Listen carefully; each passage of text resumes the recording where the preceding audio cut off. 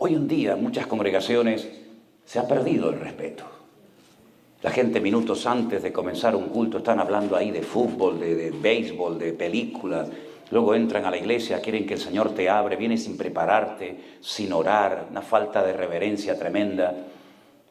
En nuestra iglesia, por ejemplo, yo le he dicho a los muchachos, no me vengan con pantaloncitos cortos y con, ¿cómo lo llaman aquí? Las zapatillitas esas de playa. Digo, oye, vamos a tener un mínimo de respeto, ¿no? Cuando van a la playa, vístanse para ir a la playa, pero cuando van a la iglesia, un mínimo de respeto, ¿no? E incluso les decimos a la gente que ve nuestros cultos en la casa, porque no tenemos una iglesia presencial en todas partes, les decimos, oye, cuando sea el día del culto, oiga, hágalo con temor y temblor, hágalo con reverencia, hágalo con respeto. Porque el Señor se merece lo mejor de nuestra parte, ¿sí o no, hermanos? Y tenemos que enseñarle eso a nuestros hijos, ¿verdad? A cederle el puesto a la persona mayor. ¿Saben que a las personas con canas hay que saludarlas poniéndose de pie? ¿Sabían eso? Bueno, si no lo sabían, ya lo saben. A las personas mayores y con canas, cuando se les saluda, uno se pone de pie, como respeto. Yo me acuerdo cuando yo era estudiante de esos colegios, que cuando entraba el maestro nos decían, de pie. Todos nos poníamos de pie, hasta que el maestro nos dijera, siéntate. Parecía que nos iba a hacer un juicio, ¿no? Como va a entrar el juez. Y cuando nos decían que nos sentáramos, tenemos que recuperar tantas cosas, hermanos. Tantas cosas. Una de las primeras palabras que aprendíamos cuando éramos niños, ¿cuál era? Gracias. ¿Sí o no? Gracias. Hoy en día le dice al niño, ¿cómo se dice? Y el niño dice, dame más, ¿no? Tremendo. Yo quiero hablarles en esta mañana de dos personajes que me han llamado poderosamente la atención leyendo el libro de los jueces.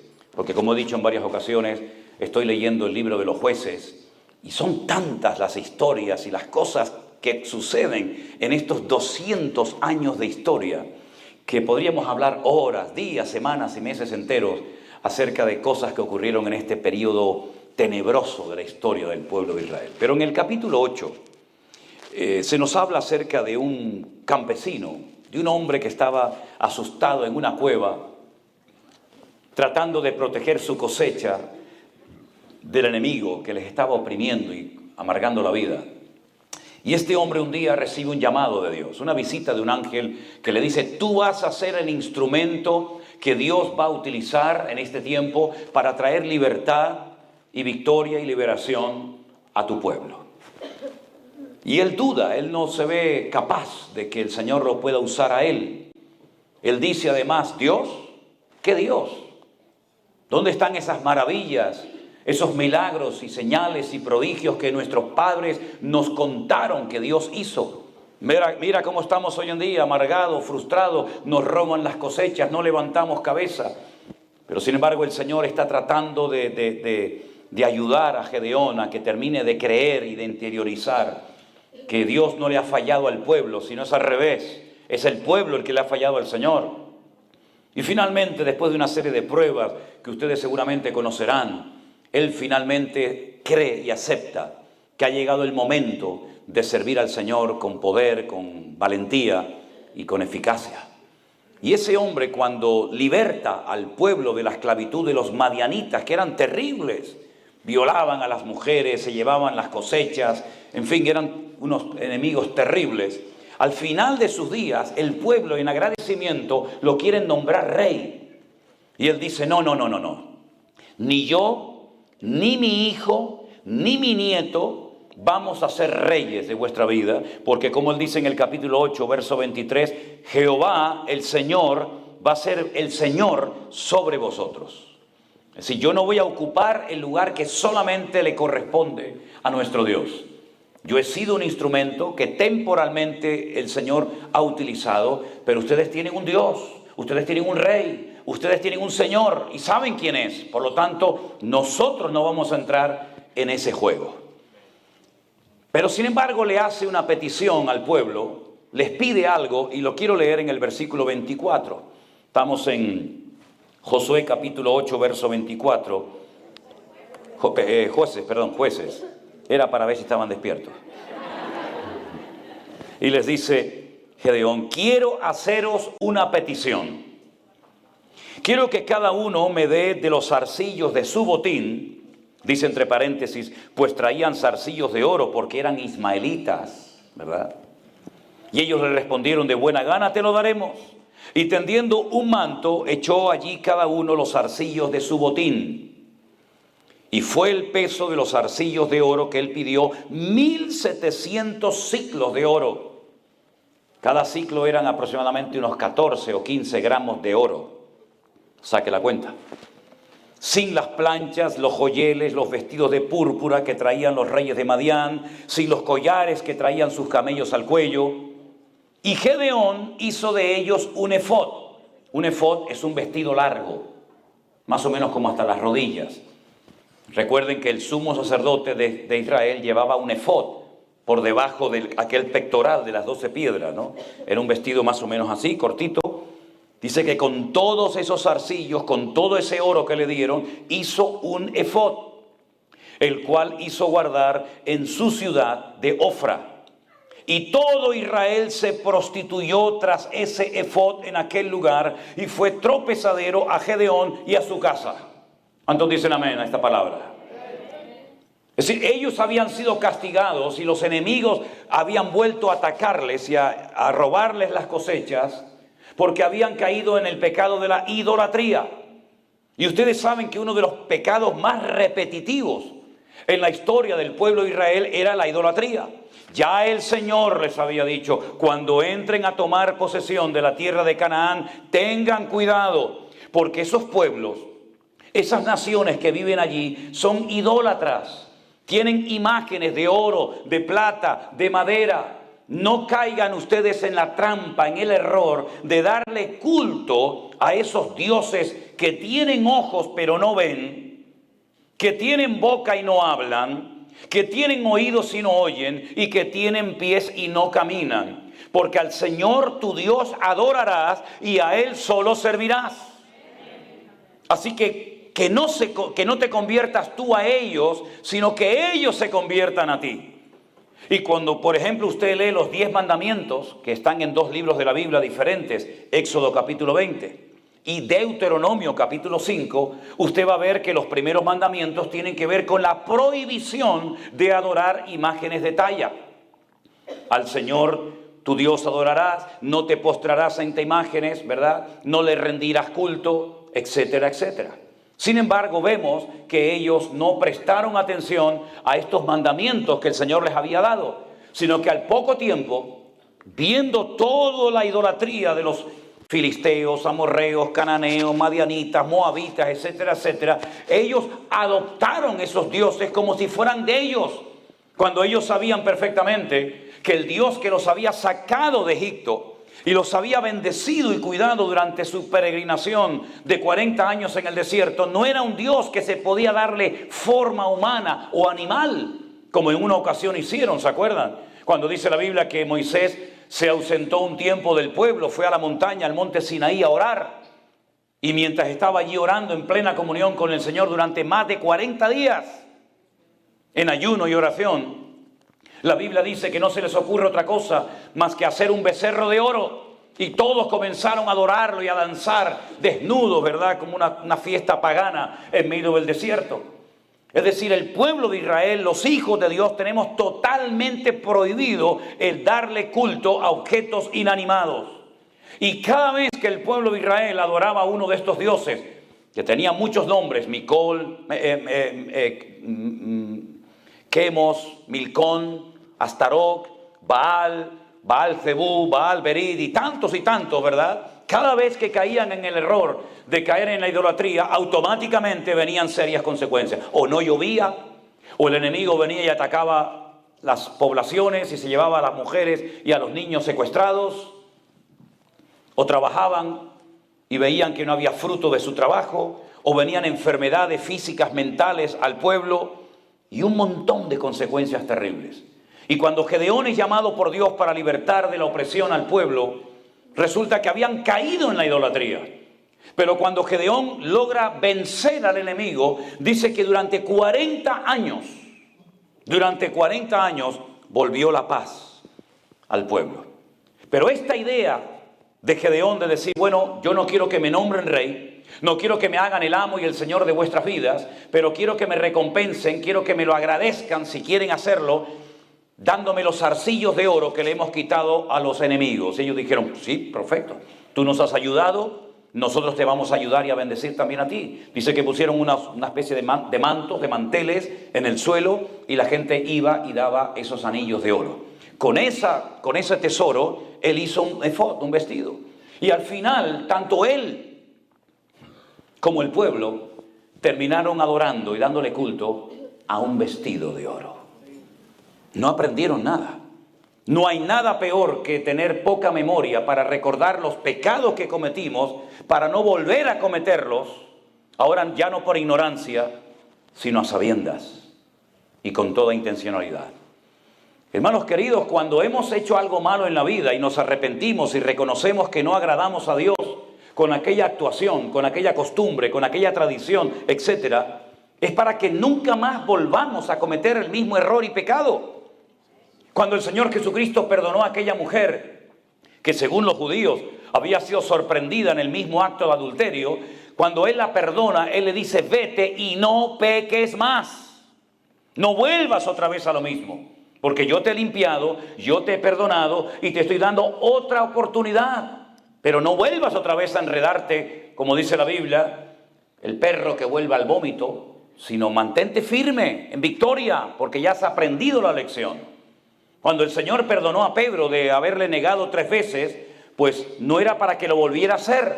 Cuando Judas dudó de la resurrección del Maestro y lo perdonó y le demostró que verdaderamente estaba vivo, no es para que volviera al poco tiempo a volver a dudar del Señor. Es decir, si el Señor te ha perdonado algo y has sido libertado de lo que tú quieras, llámese droga, llámese pornografía, llámese alcohol, llámese lo que sea, no vuelvas otra vez atrás a enredarte, porque la Biblia dice que ninguno que milita se enreda otra vez en los negocios, en el estilo de vida del mundo. ¿Cómo pueden terminar adorando a un vestido?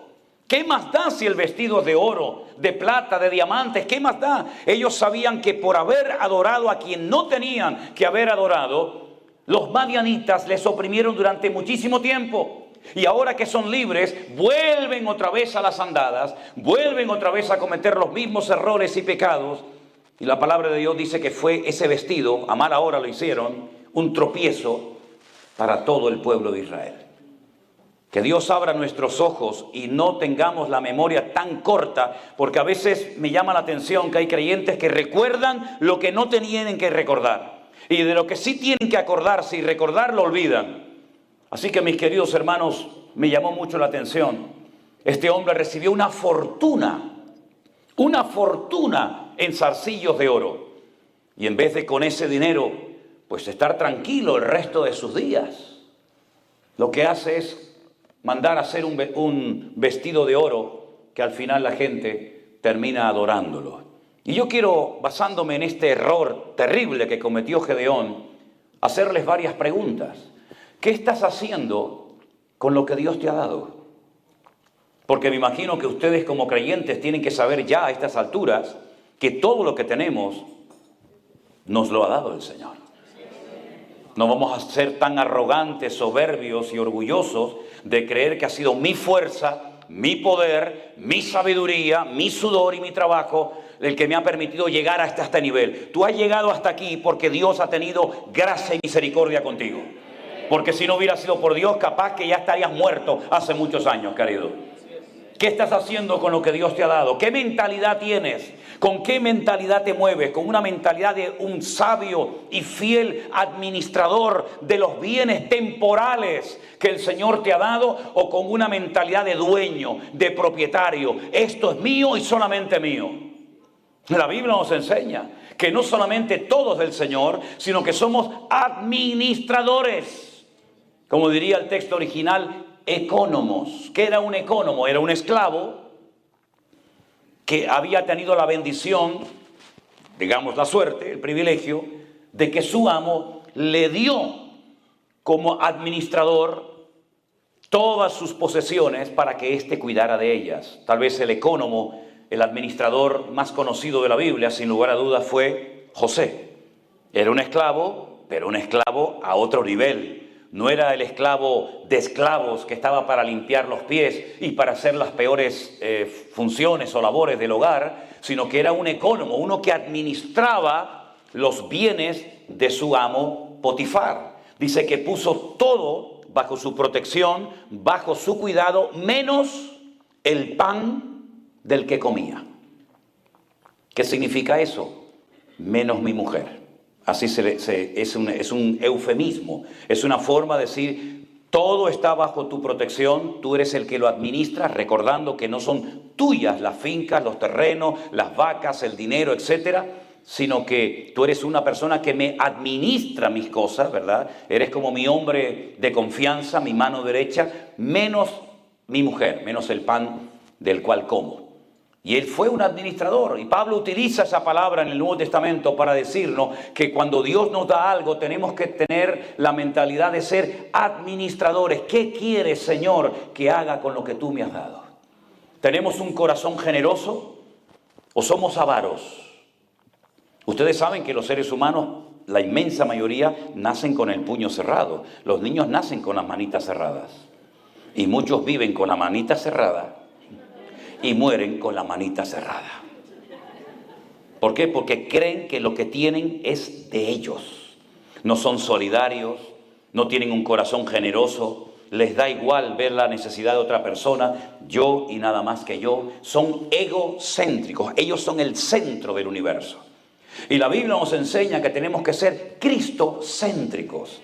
Nuestra vida gira en torno al Señor como un satélite, ¿verdad? Como el planeta Tierra que gira alrededor del Sol. Si el Señor fuera el Sol que se compara, dice yo soy el Sol de justicia, somos nosotros los que giramos en torno al Señor y le decimos al Señor, Señor, ¿qué quieres que haga? ¿Cómo puedo servirte? No solamente se sirve al Señor desde un púlpito con un micrófono en la mano como pastor o predicador predicando la palabra. Esa es una forma de servir al Señor. Pero otra forma también es orando por las personas que van a un lugar a predicar la palabra del Señor.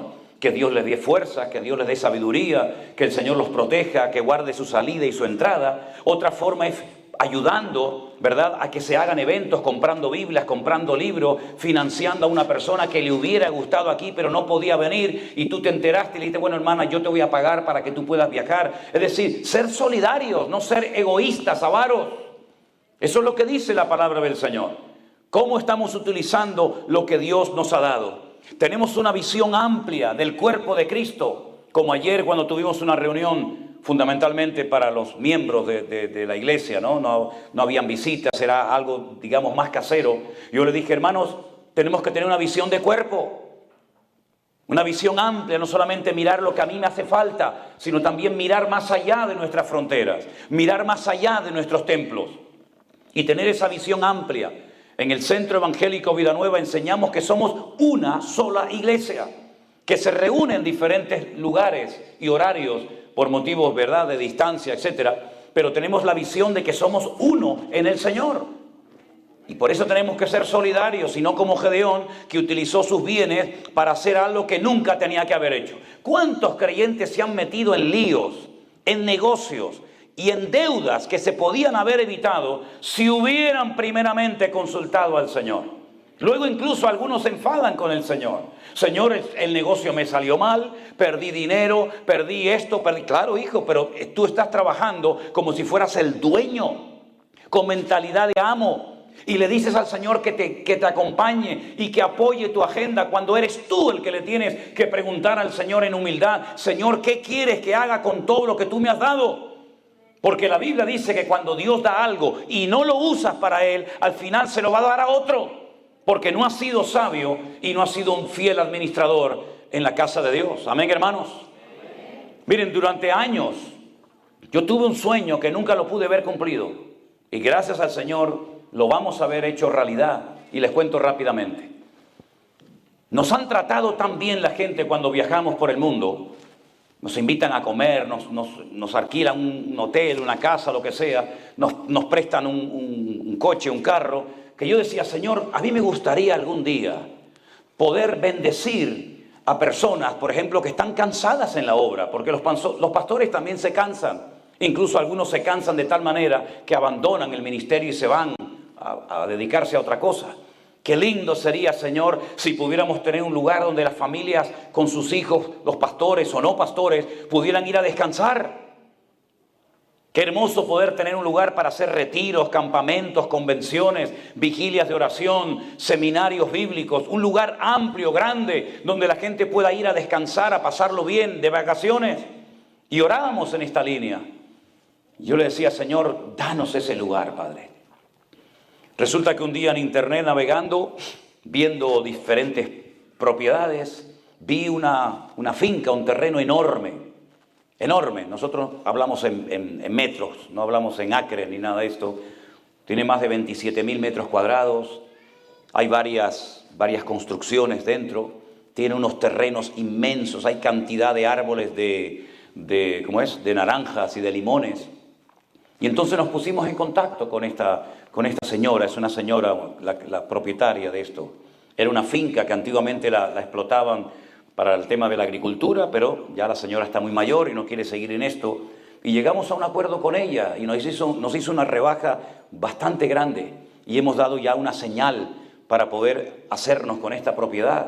Y entonces les quiero compartir esto. ¿Por qué? Porque en esa propiedad, cuando el Señor no nos permita adquirirla, Dios mediante para el mes de mayo, tal vez junio, vamos a tener que comprar un montón de toallas y sábanas y mantas y colchones y tenedores y cuchillos y montones de cosas para que cuando la gente venga, cuando los jóvenes vengan, las familias vayan allí a hacer alguna actividad de vacaciones, pues puedan tener un lugar, ¿verdad? Y que tenga usted su toalla, su manta, su colchón, su almohada o todo lo que sea. Ahí hay una oportunidad para apoyar este evento, este proyecto. También una de las cosas que necesitaremos son personas que quieran venir a ayudar, a limpiar, a pintar, a cortar árboles, a poner todo aquello decente. Ya tenemos una pequeña lista de hombres y de mujeres que me dicen, hermanos, nosotros vamos, ayudamos a pintar, a arreglar. Es decir, cuando alguien está aburrido en las cosas del Señor, es porque a lo mejor no le han abierto los ojos y le han indicado que la obra del Señor necesita de obreros, de hombres y mujeres que sin protagonismo, sin esperar nada a cambio, están dispuestos a invertir de su tiempo, de sus recursos, de sus bienes materiales para bendecir la obra del Señor. Se preguntarán algunos, porque yo ya llevo mucho tiempo en esto y ya soy muy mayor. Y sé que a veces la gente dirá, ¿y esa propiedad va a estar a nombre de usted, Pastor Manuel Sierra? No, señor. No, porque no es mi propiedad. Esa propiedad va a estar a nombre del Centro Evangélico Vida Nueva. Porque Manolo Sierra, cuando se muera, se murió, pero la obra del Señor sigue adelante. Así que no es mía, es de la obra del Señor y de usted también, mi hermano. Esa propiedad será de los hermanos de Las Vegas. Y será de los hermanos de Alicante, y será de los hermanos de Madrid, y será de los hermanos de San Francisco. Es una propiedad que es para la obra del Señor. Y si usted el día de mañana quiere ir a verla, pues nos llama, se pone en contacto con nosotros y le diremos, pues mire, estas fechas están libres para que usted pueda venir a trabajar, a limpiar, a lo que sea. Pero esa es la mentalidad que queremos tener.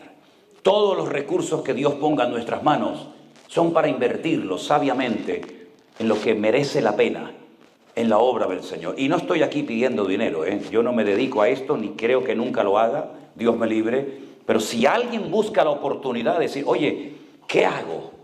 Bueno, si quiere, yo le oriento y yo le ayudo, ¿verdad? Ahora, si no quiere, no pasa nada. Si no entra por un lado, entrará por otro. Ya el Señor nos tiene acostumbrados que cuando entramos en nuestras habitaciones y nos ponemos de rodillas y oramos al Señor, el Señor manda a los cuervos con carne y con pan en los picos y nos trae la comida que a lo mejor el otro no quería traernos. Por cierto, anoche cuando me fui, le dije, póngame algo de comida, porque yo no sé, antes de predicar, y además estoy muy mal del estómago últimamente, póngame, y me pusieron 500 pastelitos de dulce, ¿no?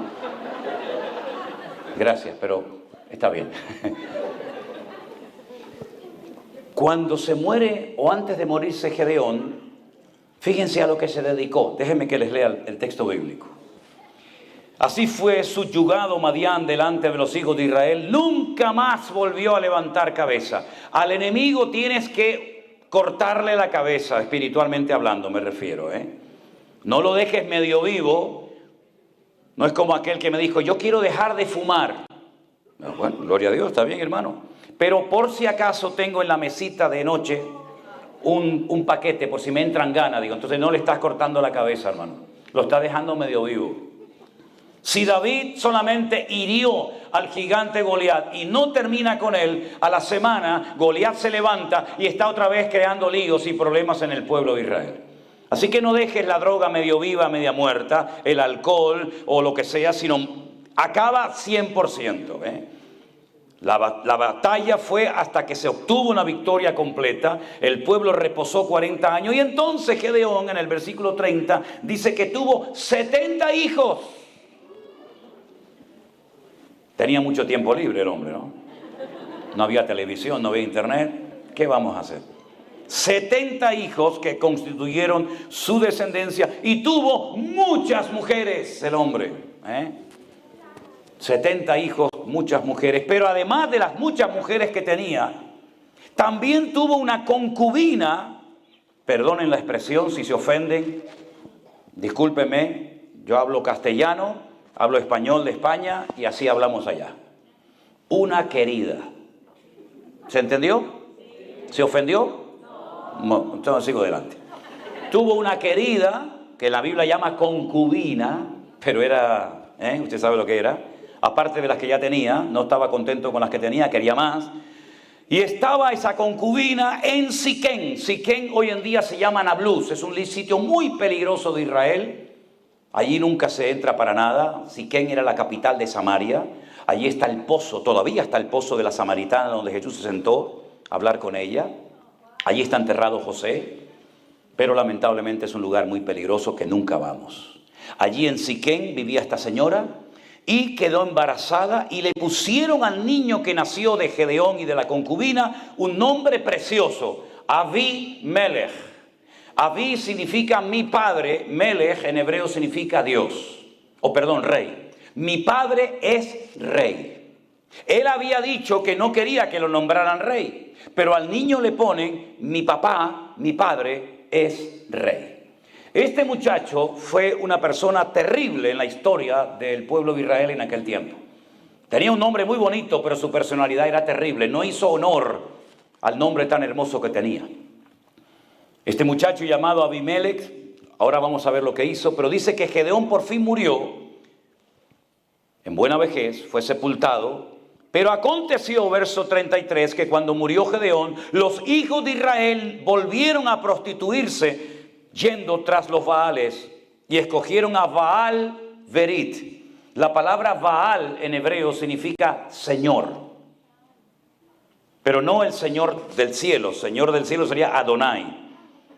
Las esposas llamaban a sus hijos, a sus maridos Señor, y la palabra es Baal. Si quieres decir mi Señor, tienes que decir Baalí. Así que Baal era llamado este Dios, pero era el Señor Berit. La palabra Berit significa pacto. Vamos a adorar al Señor, al Dios del pacto. ¿Cómo que vamos a adorar al Dios del pacto si nosotros tenemos un pacto hecho con nuestro Dios, el creador del cielo y de la tierra? Pero ahora ustedes le van a dar culto a una estatua, a una imagen que le han llamado, terrible, el Señor del pacto. Luego ustedes van a pactar con una imagen, ustedes van a venderse y a prostituirse, como dice el texto que hemos leído, a una imagen. Es terrible. Ustedes en vez de adorar a Dios están adorando a creaciones hechas por las manos del hombre, porque eso es la idolatría. Cuando usted adora a San Pancracio, a María, a la Guadalupe, a la Coromoto, a Judas Tadeo y a toda la familia, usted no está adorando a personas, usted está dándole culto a estatuas, a imágenes que los hombres la tienen que llevar sobre sus hombros porque no pueden caminar por sí mismas. Yo no sé aquí en Estados Unidos, pero yo vengo de un país tremendamente religioso, donde todos los años, por ejemplo en la época generalmente de Semana Santa, ahora será a finales de marzo, vas a ver por todas las ciudades y pueblos grandes y pequeños de España a gente cargando los ídolos y van debajo de unos tronos que los levantan porque pesan una barbaridad. Yo siempre me río y le digo, pero querido, la rueda ya se inventó hace siglos. Póngale unas rueditas en las 4 puntas y lo mueve así. No, tiene que ser cargado sobre los hombros. Se calcula que cada uno lleva entre 45 y 50 kilos aquí en el cuello. Y van descalzos. Y tienen que cargar esos tronos. ¿Por qué no caminan solos? San Pancracio, hoy te toca a ti, querido. Salga a dar un paseíto. Virgen de Candelaria, de Guadalupe, o como rayo se llame. Hoy le toca a usted, doña. Salga y coja un poquito de aire. Vaya a la playa, al monte. Vaya allá a Yosemite. Vaya por aquí, por allá. Disfrute de la vida. No, no pueden porque son cargados por los seres humanos. Y a eso le dábamos culto. Y ante eso la gente se humillaba y lloraba. Y se daba con un látigo y caminaban de rodillas. Y cuando yo era pequeñito me llevaban a esas procesiones terribles, que aquello parecía más que nada un funeral, más que una fiesta. Con aquellas vírgenes con espadas clavadas en el corazón, con pelo natural, que a mí me daban un pánico, aquellas cosas terribles. Así quedé traumatizado con todo eso. Y pasaba el Señor, una estatua del Señor atado a una columna, y cuando pasaba por delante de ti le veías la espalda toda lacerada, toda llena de sangre, y decías: mamá, ¿qué pasa? Si no sé, el Señor, es el de Dios, el Señor, pobrecito. Y pasaba, y a los 2 minutos pasaba dentro de un féretro. Y yo digo: pero se acaba de pasar en la columna, ahora ya está en el féretro. Pero es que había nacido en diciembre. En diciembre nacía, decían, y en abril lo mataban. Digo, qué rápido nació, qué rápido creció. Terrible, hermano. Esa fue nuestra vida religiosa. ¿Y quién enseñó esa basura? ¿Quién trajo eso aquí? Los españoles lo trajeron. Fueron ellos los que trajeron a América, a México, a Colombia, a Perú, a Argentina, a Ecuador, a Bolivia. Trajeron todo eso. Religiones muertas que no servían para nada allá, en el viejo continente, las trajeron para acá. Y hemos sido idólatras durante años por ignorancia, pero ahora ya no le vamos a dar nunca más culto a imágenes. Ahora adoramos al Rey de Reyes y al Señor de los Señores, que nos ha cambiado la vida, mi querido hermano. Bendito sea Dios, bendito sea Dios. Y no tenga miedo de decir: se acabó, hasta aquí llegaste, papá, en una bolsa fuera para la basura. Y si no, que se defienda. Defiéndete. Gedeón, cuando fue llamado por el Señor, fue al campo y destruyó la estatua de su padre. Y al día siguiente dijeron: hay que matar al que destruyó la imagen del papá de Gedeón. Y el papá de Gedeón dijo: bueno, si es Dios, ¿por qué no se defendió? En otras palabras, no tenga miedo de obedecer a Dios. Haga una limpieza de vez en cuando del hogar. No solamente saque la basura, también la basura espiritual, que a veces trae ataduras y trae maldiciones y trae mal ambiente a las casas. Nunca me olvidaré, yo estaba predicando al aire libre en una campaña evangelística hace años en Canarias. Y había un señor sin piernas que lo ponían cerca de la plataforma todos los días y escuchaba la palabra. Este señor al final se convirtió al Señor, se bautizó. Pero el primer día que este hombre se convirtió, me llevó a la habitación de su casa. Y cuando entré en la habitación, hermano, aquello era el Vaticano en miniatura. Todas las paredes estaban llenas de santos, de vírgenes, de fotografía. El del cuchillo, el de la espina, el de la espada, el de la cruz. Aquello era terrible. Y me dice: ¿y ahora qué hago con todo esto? Digo: con todo esto, si quiere yo le ayudo. A mí me encanta esto, leña y al fuego. ¿Y saben qué lo hizo?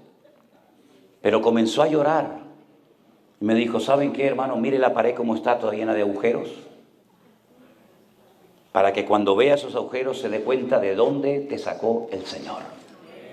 Así que, mis queridos hermanos, yo doy gracias a Dios que nuestros ojos fueron abiertos y que nunca más volveremos a esa ignorancia, a ese engaño, a esa manipulación, a esas mentiras creadas por las manos del ser humano, pero que no tienen poder ni para hacernos daño, ni para hacernos cosas buenas, porque están muertos. Y dice la Biblia: y los que lo adoran son igual que ellos, están muertos espiritualmente hablando. Cuando este hombre muere, dice la Biblia que no tuvieron misericordia de su descendencia. No se acordaron de todo lo bien que se había comportado con ellos. No se mostraron agradecidos. Verso 35. No se mostraron agradecidos. No le dan gracias a Dios por la vida de este hombre que se esforzó y fue valiente hasta el final. Pero resulta que aquí hay uno que tiene heridas en el alma. ¿Por qué? Porque es un hijo ilegítimo, fuera del matrimonio. ¿Se acuerdan? Tenía muchas mujeres y 70 hijos legales reconocidos. Pero don Gedeón tenía en la ciudad de Siquén, capital de Samaria, una amiga con la cual había tenido un hijo que se llamaba Abimelech. Y este estaba dolido porque había sido algo extramatrimonial. Y no hay nada más peligroso que una mujer o un hombre dolido, herido, que no le permite al Señor sanar la herida de su corazón. Les voy a hablar brevemente de dos muchachos que fueron criados o se tuvieron fuera del matrimonio legal. Uno es Abimelech. Mi padre es rey. Un hombre dolido que van a ver lo que llegó a ser. Terrible lo que hizo. Pero el otro rompió lo que en hebreo se conoce como la perfección. Si cuando un padre llenaba la aljaba, dice, bienaventurado el varón que llenó su aljaba de hijos, ¿cuántas flechas cabían en el saquito, en la aljaba? 7. Cuando un padre había tenido el privilegio de tener 7 hijos, yo anoche cuando oramos por Bianca, ¿está por aquí?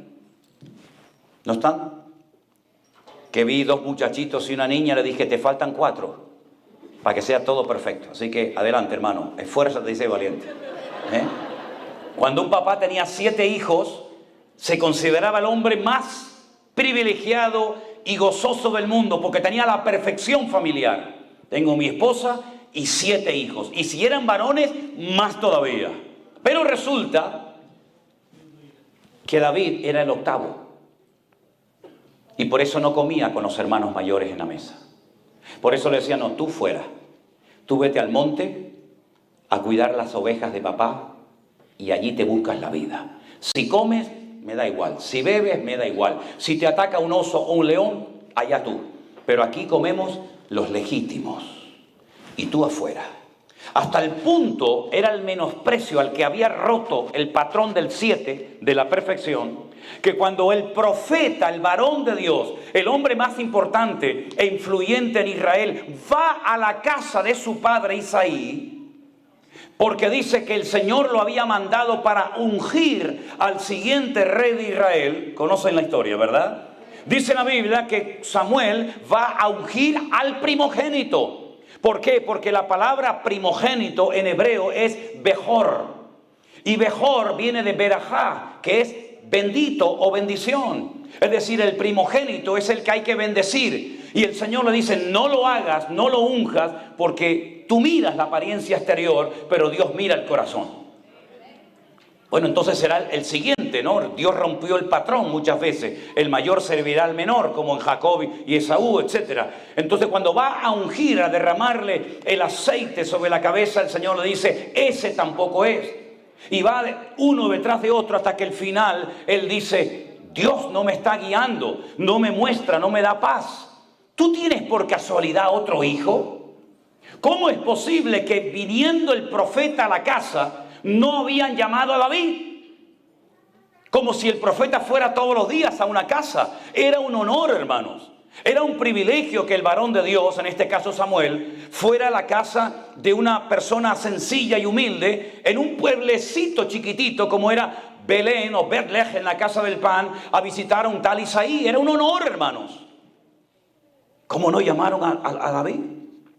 Porque David no cuenta en esto. Aquí no cuenta David para nada.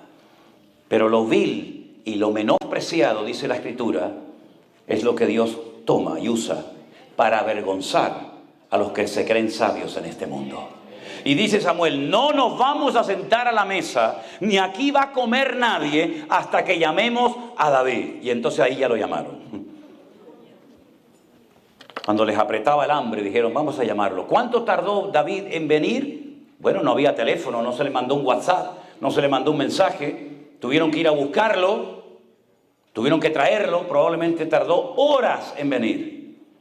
La cuestión está en que el más pequeño, el que rompió el patrón, la perfección del 7, cuando entra, el Señor le dice, ese es, estás delante de mi ungido, levántalo porque es un hombre cerca de mi corazón y fiel y hará todo lo que yo le mande. Fíjense los dos extramatrimoniales, David y Abimelech. David se dejó tratar por el Señor. Era el octavo, no se contaba con él. Sus hermanos lo menospreciaron. Su padre ni lo llamó a la comida. Pero se dejó tratar por el Señor. Y no fue un hombre dolido, no fue un hombre amargado, no fue un hombre, digamos, con ese dolor, esa espina clavada en el corazón, sino que llegó a transformarse de tal manera que el Señor dijo: el hombre más cerca de mi corazón es este muchacho. Sin embargo, el otro, que también había sido un hijo fuera del matrimonio, con una concubina de Siquén, con un nombre maravilloso, llamado Abimelech, mi padre es rey, no se dejó tratar por el Señor y se convirtió en un ser tremendamente peligroso. Porque un animal herido es muy peligroso. Y Abimelech era una persona herida, dolida. ¿Sabe Dios lo que le habrá dicho esta mujer a su hijo?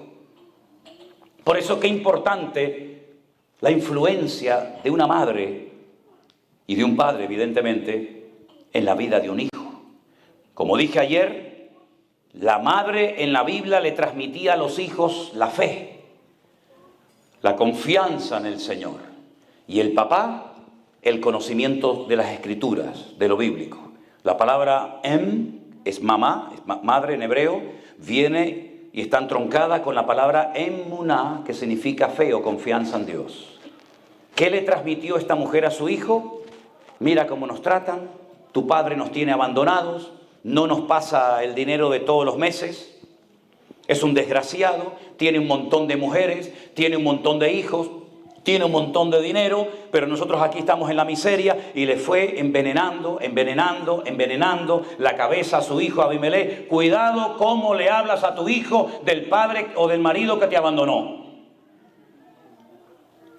No le transmitas tu odio, no le transmitas tu venganza, no le transmitas tu herida a tu hijo, porque lo vas a torcer, y el árbol torcido se endereza de pequeño. Cuando es grande ya no se puede enderezar. Sobre toda cosa guardada, dice la Biblia, guarda tu corazón. Tus heridas son tus heridas. No tienen por qué ser las heridas de tus hijos, ni la de tus nietos, ni la de tu familia. Cuidado cómo le hablas, ¿verdad?, de lo que pasó, sea papá o sea mamá. Porque Abimelech fue una persona que creció con odio, con amargura, con resentimiento. ¿Sabes lo que hizo cuando pudo hacerlo? Te lo voy a leer. Le dieron a Abimelech dinero. Ahora te voy a decir quién se lo dio y con qué gente se rodeó. Pero dice que vino a la casa de su padre en Ofra. Jueces 9:5. Mató a sus hermanos, todos los hijos de Jeroboam o de Gedeón. 70 varones sobre una misma piedra. Solo quedó Jotán, el hijo menor, que se escondió. Mató a sus 69 hermanos en un día. No se le conmovieron las entrañas. Era un hombre sin misericordia. Era un animal herido. Era una persona que dijo en algún momento: yo les demostraré a ellos que también soy tan importante como ellos. No pactó, no dialogó, no habló, no buscó la paz. No, los mató a todos. Se convirtió en un asesino. Y mató a 69 hijos. Y uno solo se escapó, el pequeño llamado Jotán. Y entonces a continuación ya ha eliminado supuestamente a sus enemigos. Entonces se juntaron todos los de Siquén y los de la casa de Milo y lo eligieron rey. Cuando él sabía que no podía ser rey en Israel. Pero él quería ser rey, él quería protagonismo, él quería ser el número uno. Y a todos los que consideraba enemigos los eliminó.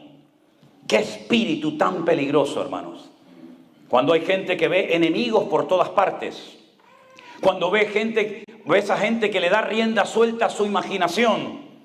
Y saben, una de las peores cosas que hay en la vida de un hombre o de una mujer, que te convierte en un esclavo y en una persona amargada. ¿Lo quieren saber? ¿Lo quieren saber o no? Los celos. Una mujer celosa es un infierno. Un hombre celoso y posesivo es un infierno vivir con esa persona. Porque se imagina cosas, piensa cosas, incluso dice que ve hasta cosas que no existen, pero que para él o para ella son reales. Así era Abimelech, un celoso, un envidioso, un amargado, y en cuanto tiene la capacidad de hacerlo, mata a todos sus hermanos y se deja proclamar rey. Eso es lo que él en el fondo quería, protagonismo. Él no se dejó tratar Como David se dejó tratar, a pesar de que sus hermanos lo menospreciaban. Este no se dejó tratar, al contrario, se fue llenando de veneno y de odio y de amargura y de venganza, hasta que llega y ejecuta su plan diabólico de eliminar a sus hermanos. No tuvo compasión ni misericordia de nadie. Al final, podríamos hablar horas de este personaje siniestro. Al final, lo que empieza mal, termina mal.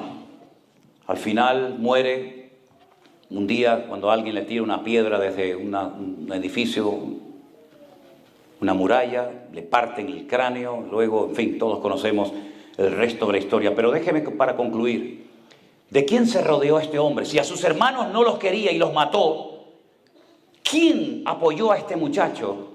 ¿Quién ayudó a este Abimelech, este personaje siniestro? ¿Quién lo ayudó? Miren lo que dice el verso 4. ¿Tienen su Biblia? Sí. Los que la tengan lo pueden leer conmigo, si quieren en alta voz, por favor. Y le dieron 70 siclos de plata del templo de Baal Berit, con los cuales Abimelech alquiló hombres ociosos y vagabundos que le siguieron. ¿Quiénes le siguieron? Hombres ociosos, vagos, de mala reputación, vagos que le siguieron. Hay un refrán que seguramente ustedes lo conocen, el refranero popular del español es muy amplio, hay miles y miles de refranes, pero hay uno que dice: dime con quién andas y te diré quién eres. Quien se arrima a buen árbol, buena sombra le cobija, ¿verdad? Y todo eso. Proverbio dice: anda con sabios y sabio serás. Este se rodeó de lo peor, de la peor calaña, vagos, ociosos, personas que no querían hacer nada, pero los compró con dinero, los alquiló, dice la Biblia, y entonces le apoyaba. ¿Sabes? Tú tienes que orar al Señor para rodearte de gente que te amen tanto, que sean capaces de decirte cuando hagas algo mal, que te lo digan. Si solamente te rodeas de personas que te van a favorecer y te van a decir lo que tú en el fondo quieres oír, tienes un gran problema. ¿Qué es lo que hacen la mayoría de los políticos? Compran a los que les rodean, los alquilan como hizo Abimelech, y estos dicen lo que el presidente